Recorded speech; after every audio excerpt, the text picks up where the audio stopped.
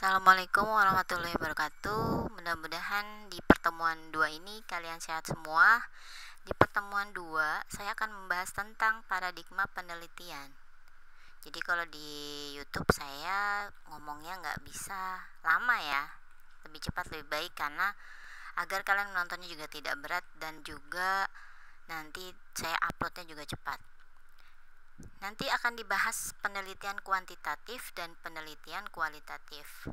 Perbedaannya, kalau kuantitatif ini menggunakan rumus, sedangkan kualitatif tidak menggunakan rumus, tidak menggunakan perhitungan. Yang pertama, penelitian kuantitatif ini menggunakan deduktif, induktif.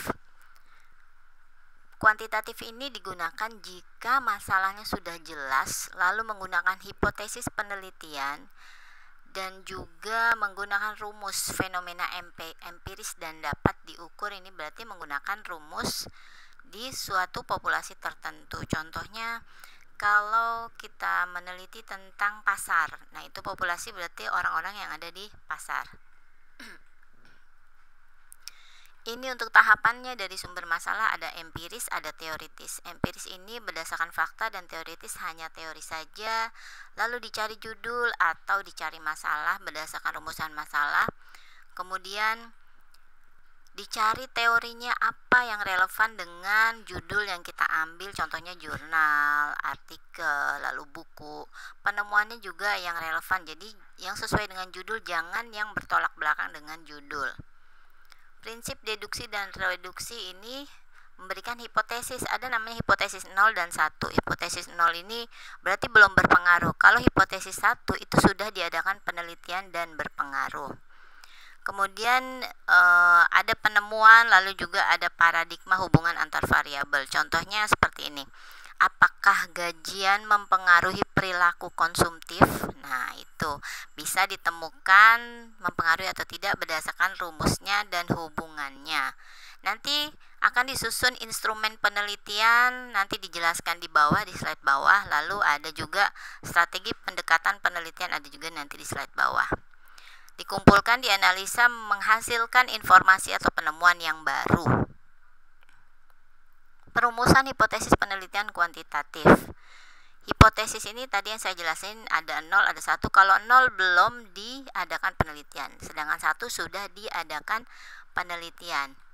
Membuat rumusan masalah ini ada 2, ada berdasarkan teori dan ada berdasarkan penemuan. Teori tadi ini dua-duanya ini merujuk kepada jurnal, artikel ataupun buku. Prinsipnya juga ada beberapa, yaitu prinsip deduktif dan reduksi. Prinsip kedua ini itu akan menghasilkan hubungan antar variabel seperti tadi yang sudah saya jelaskan. Jadi ini semua tadi sebetulnya sudah saya jelaskan di slide sebelumnya ya. Hubungan antara gajian dengan perilaku konsumtif. Yang selanjutnya, tujuan perencanaan penelitian kuantitatif. Apa tujuan untuk penelitian ini? Menggunakan rumus. Tujuannya adalah apa itu? Menghasilkan hasil yang akurat sesuai dengan penelitian rumus tersebut. Lalu jawabannya juga sudah pasti, karena memang kalau ilmu perhitungan matematika ini adalah ilmu pasti. Jika ada kesalahan, maka ya berarti perhitungannya salah, mengurangi nilai dari penelitian tersebut. Prosesnya penelitian kuantitatif, kalau tadi tahapan, sekarang proses, mirip ya, rumusan masalah mirip dengan yang tadi. Lalu landasan teori dari jurnal, hipotesis 0 dan 1, pengumpulan data mungkin dengan cara wawancara atau observasi atau dari jurnal. Lalu populasi sampel tadi pasar, pengembangan instrumennya banyak ya, dengan kuesioner atau dengan tanya jawab. Lalu pengujian hipotesis tadi 0 dan 1, bagaimana diuji. Setelah pengumpulan data juga bisa menganalisis data, analisis dengan suatu software, contohnya RapidMiner, atau analisis dengan rumus-rumus, sehingga menghasilkan yang terakhir yaitu kesimpulan dan saran. Menghasilkan apakah gajian berpengaruh terhadap perilaku konsumtif.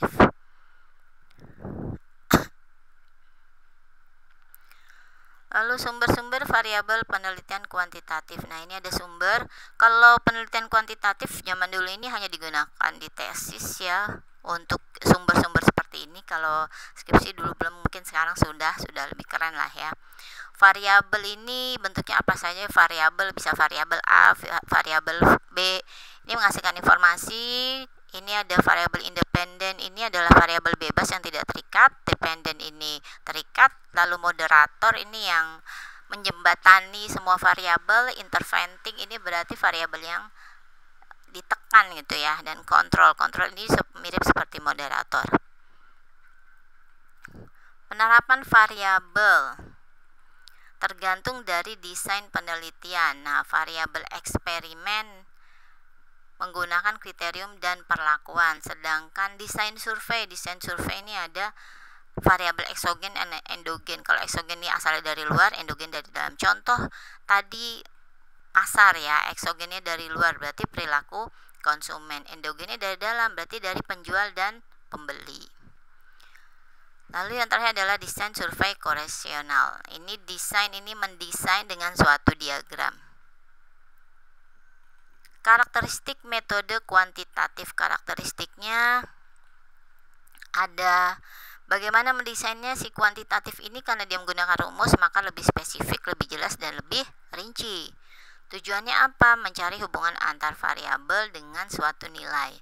Lalu teknik pengumpulan datanya bisa dengan kuesioner, observasi, dan wawancara dengan si user, bukan dengan orang di luar sistem tapi yang di dalam sistem ya. Kuesioner juga disebarkan.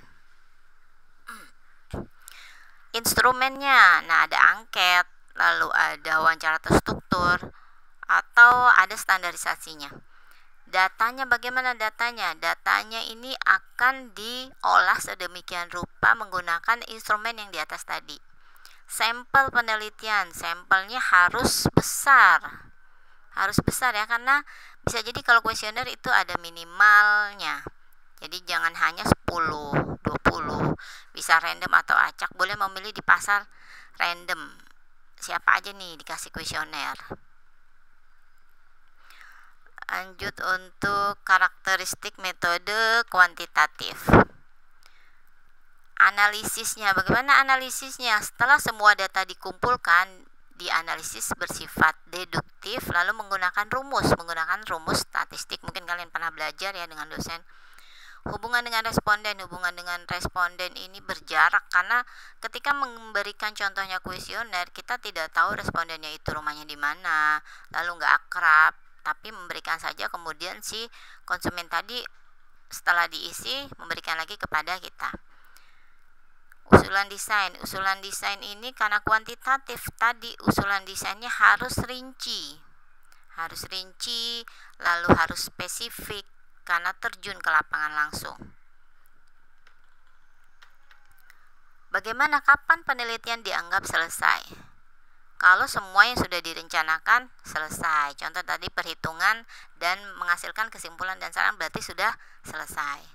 Hasilnya gimana? Setelah validitas ini apakah penelitiannya valid sesuai kenyataan atau tidak? Nah, itu berarti tingkat kepercayaannya tinggi kalau sesuai kenyataan. Kalau tidak sesuai kenyataan berarti rendah. Contoh, gajian tidak mempengaruhi, ternyata setelah hasilnya yaitu gajian tidak mempengaruhi perilaku konsumtif. Oh, berarti tidak sesuai dengan kenyataan, berarti tingkat kepercayaannya rendah. Selanjutnya penelitian kualitatif. Kualitatif ini deskriptif atau penjelasan, cenderung menggunakan analisa, beberapa menggunakan rumus juga tapi tidak terlalu banyak, cuma jarang ya. Lalu juga ini kompleks, lalu hasilnya cenderung tidak jelas karena tidak ada tadi by rumus, tidak ada validitasnya.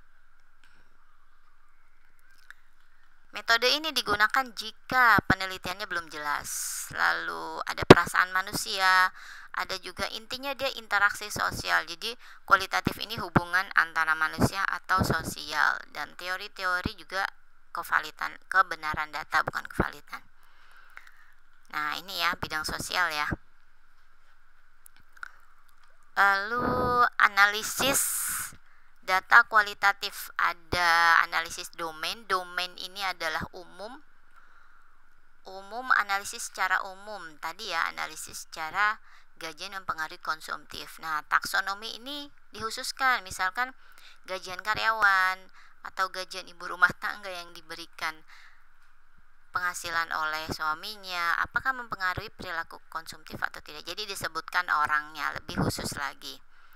Lalu juga analisis data penelitian kualitatif, ada komponensial. Ini berdasarkan komponen-komponen dilakukan dengan observasi dan wawancara terseleksi. Jadi kalian akan mengobservasi dan menyeleksi si populasi tadi ya. Contohnya di pasar hanya menyeleksi ibu-ibu saja atau anak kecil saja. Yang selanjutnya tema struktural. Nah, ini ada secara struktur bagaimana hubungannya, dicek gajinya berapa, lalu konsumtifnya berapa, itu struktural. Karakteristiknya, kalau tadi kuantitatif ada karakteristik, maka kualitatif juga ada. Contohnya yang pertama, desainnya. Ini kualitatif ini bersifat umum, fleksibel, umum ya, jadi kuantitatif itu lebih khusus. Tujuannya, kalau kualitatif tujuannya adalah menggambarkan realitas yang kompleks. Nah, ini nih pada intinya adalah kompleks ya, yang rumit kualitatif ini. Jadi kalau diberikan atau dihitung-hitung dengan rumus itu terasa sulit. Pengumpulan data ini mirip observasi, wawancara, dokumentasi, dan triangulasi. Ini tambahannya triangulasi. Tidak ada penyebaran kuesioner, karena kalau disebarkan kuesioner itu harus dengan rumus atau instrumen penelitian. Karakteristik metode kualitatif, ini juga ada instrumen penelitian, cuma beda. Instrumen penelitiannya ini menggunakan buku catatan, tape recorder, kamera handycam. Jadi hanya seperti membuat video atau seperti wartawan mewawancarai narasumber. Datanya bagaimana? Datanya adalah ucapan, tindakan. Nah, setelah diwawancara itu ucapannya dicatat, bagaimana tindakannya, bagaimana responnya. Sampelnya kalau yang tadi besar, ini kecil, karena kita kalau besar tidak mungkin mewawancarai seluruh orang yang ada di pasar. Jadi ini bersifat kecil saja, dipilih-pilih. Penelitian kualitatif ini contohnya tadi ya, gajian mempengaruhi konsumtif. Jadi beberapa orang saja yang dipilih, beberapa ibu-ibu, tidak semuanya. Analisisnya terus menerus sejak awal sampai akhir. Contohnya ini juga ya, gajian mempengaruhi konsumtif pada saat lebaran. Nah, itu akan dianalisis dari awal Ramadan sampai nanti akhir Ramadan. Mencari polanya bagaimana nih, kapan kira-kira mereka membeli baju. Hubungan dengan responden. Kalau tadi tidak akrab, karena penyebaran kuesioner itu tidak tahu namanya, atau tidak kenalan dulu lah ya. Kalau ini harus kenalan dulu, agar apa? Agar mereka mau diwawancara dan tidak jenuh mendapatkan pertanyaan-pertanyaan dari kita. Desainnya ini singkat, umum, dan bersifat sementara. Desainnya hanya umum saja ya, singkat, karena tidak ada tadi yang terlalu menggunakan rumus-rumus tadi. Maka desainnya hanya sederhana saja, tapi dengan masalah yang kompleks. Kapan penelitian dianggap selesai? Dianggap selesai jika tidak ada data yang dianggap baru. Nah, penelitian selesai tadi contohnya rentan waktunya akhir Ramadan ya. Maka tidak ada data yang dianggap baru, tidak ada lagi. Karena sudah akhir Ramadan, tidak beli baju lagi ya. Hasil penelitian ini tingkat kepercayaannya bagaimana? Kalau misalkan setelah diwawancara banyakkan ibu-ibu yang konsumtif membeli baju pada saat lebaran, maka dan sesuai dengan kenyataan, maka hasil kepercayaannya oke, kredibel. Ini ada tugas, yang ini metode kuantitatif. Oh ya, saya berikan contoh dulu. Tadi mana ya? Sebentar. Ada tugas di MyBase ya. Tugasnya yaitu 5 slide terakhir. Kalian kerjakan. Ini mengenai judul kualitatif dan kuantitatif. Nih, contoh judulnya saya berikan dulu agar nanti kalian skripsi tidak bingung ya. Contoh judulnya. Nah, ini dia nih. Pengaruh penggunaan, jadi pengaruh hubungan antar tingkat studi kuantitatif, faktor-faktor mempengaruhi perbedaan tingkat. Nah, itu dia kuantitatif. Bisa juga ini biasanya menggunakan rumus semua. Kalau yang bawah ada rumus tapi sebagian saja. Untuk kualitatif, nah analisis semua menganalisa ya, dengan wawancara, dengan tadi tape recorder, lalu videokan dan sebagainya. Nah, ini slide-nya sudah saya upload ya, kalian lihat di slide saja. Ini nomor 1, nomor 2, lalu nomor 3, nomor 4, lalu dan terakhir yaitu nomor 5. Sekian penjelasan dari saya, semoga mudah dipahami. Bagi yang belum paham silahkan japri, dan mohon maaf jika ada kata-kata atau kalimat mungkin yang kurang berkenan, kurang dipahami, mohon dimaafkan. Wassalamualaikum warahmatullahi wabarakatuh.